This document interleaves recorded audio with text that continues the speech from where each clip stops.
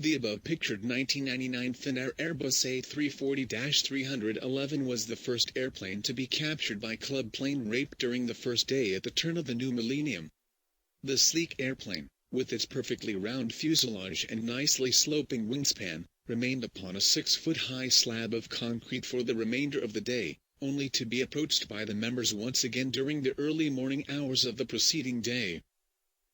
"We have been waiting years for this very day. To get our hands on a goddamn airplane," Tom yelled, as he approached the A340. "Look. Just what do you people want with me?"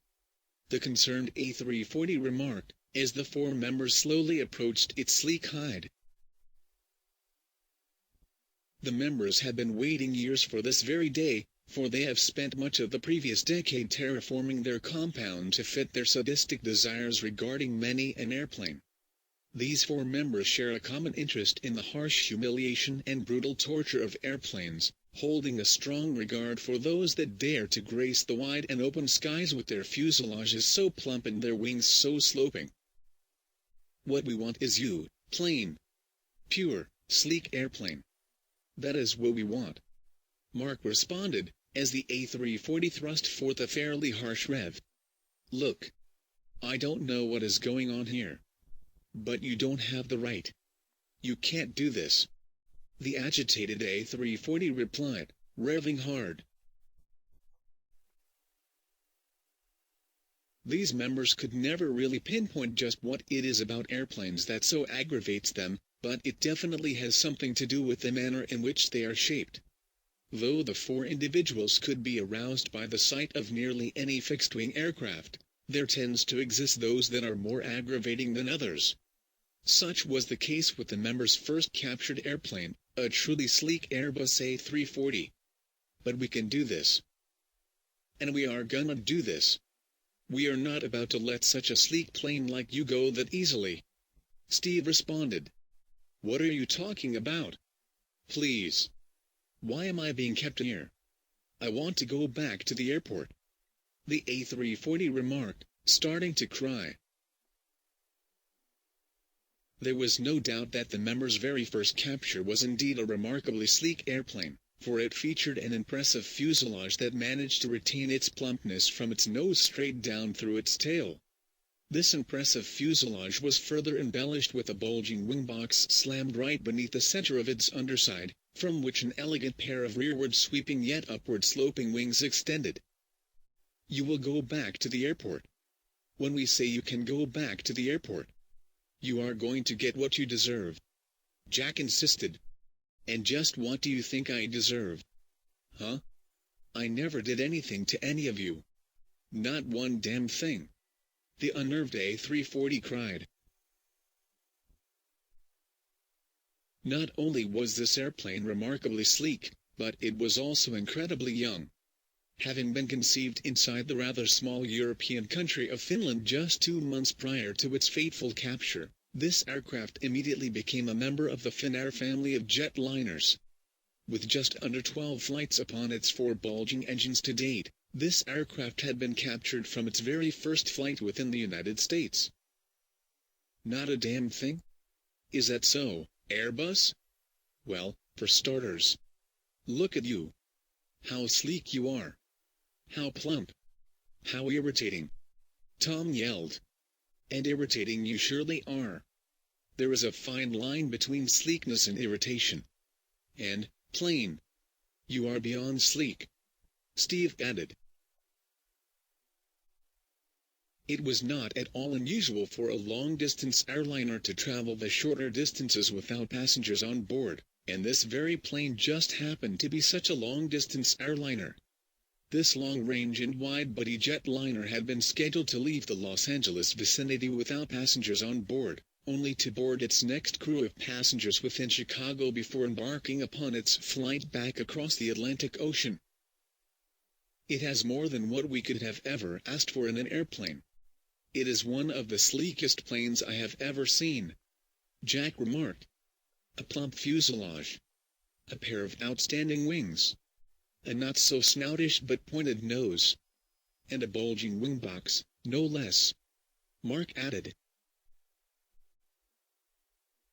The members had known beforehand that this airplane had been scheduled to depart the airport without passengers on board, simply because they had opted to walk inside of the airport terminal during the morning hours to check up on the day's flight schedule. Once these four individuals found out that such a young and sleek plane had been scheduled to depart without passengers, they could not resist the urge to pounce. So, you see, Airbus, you're here because you're sleek. And, with this kind of sleekness, you have got to be punished. Tom insisted. Punished? What do you mean, punished? Why be so damn insensitive? What are you people gonna do? Hurt me? The A340 cried. This airplane had been spotted executing a near-perfect landing upon the runways of the Los Angeles International Airport during the members' very first airplane hunt. The landing itself proved to be spectacular, simply because there was hardly any bounce to the creature upon impact with the runway. Even the massive wings failed to wobble upon runway impact, further showcasing the overall health of the plane. Just what did you expect? Coming around our skies with a height like yours? If I were you, I'd control those engines. Mark insisted. What do you think, airplane? Do you think we're made of fuel around here? If we have to, we will train your engines. Steve added. The members had managed to get a glimpse of just how sleek their airplane truly was during its descent toward the ground, for they literally had to duck as the creature dropped over their heads. Such a position might have been a bit dangerous, but the view was well worth it all in the end.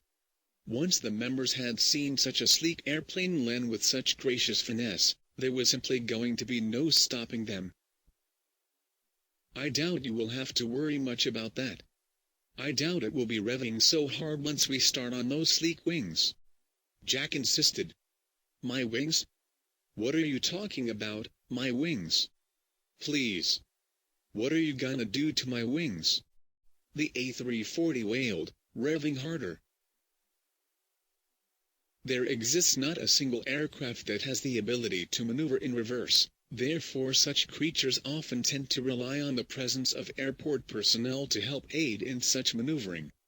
This airplane proved to be no different, as the members had been forced to wait around the airport grounds for a good 3 to 4 hours. The members proceeded to maintain a very keen eye upon their creature as it remained at its gate. Yes. Your wings. Your sweeping, sloping wings. What we intend to is something I've always wanted to do to a plane. Tom stated. That's right. Pulling a plane out of the sky. And nailing it to the ground. It has only been but a wet dream. Until now. Steve added. The members managed to maintain a close enough distance as to keep a keen and watchful eye upon their airplane, but it was also a distance far enough as to not be noticed by other personnel or airplanes. The members had no choice but to wait around the airport grounds for a few hours, watching closely as the airplane underwent its thorough inspection before the airport personnel arrived to help relieve it of its gate. No. You can't. You bastards. You can't do this to me. I'm just a plane. I'm sorry if I offend you. Damn it. I am the A340 wailed. You will be. You most certainly will be. That much, we can assure you. Mark responded, as the members proceeded to spread out. Once the airport personnel arrived to help relieve the airplane from its terminal gate, the members ran like the wind in order to situate themselves along the associated runway from which takeoff would commence. The members had spread out along each side of the runway and simply lied in wait, ever so patiently waiting for the airplane to taxi and wait its turn to speed up straight towards them in preparation for liftoff. I think maybe you better give those engines a good pump. A good, hard revving. Because the flexing is going to hurt. Steve stated. You'll find out. It'll hurt really bad at first. Then, your wings will get used to it. But when you rev, you will squeal. Jack added. Once the airplane began to speed up down the straight runway, The members simply stood up for a minute or two in preparation for the ultimate capture. The members had a pretty good feeling that the capture of such a massive creature was not going to be much of a problem, simply because they had devised a plan long ago in regards to these kinds of abductions that involved the use of a high-tech, top-secret device. Once your wings are bound, you won't want to rev. You won't want to vibrate them. Just the breeze will irritate them. Tom stated. Please. What the fuck is wrong with you people? Please. The A340 screamed, as Jack and Steve both tended to its massive wings.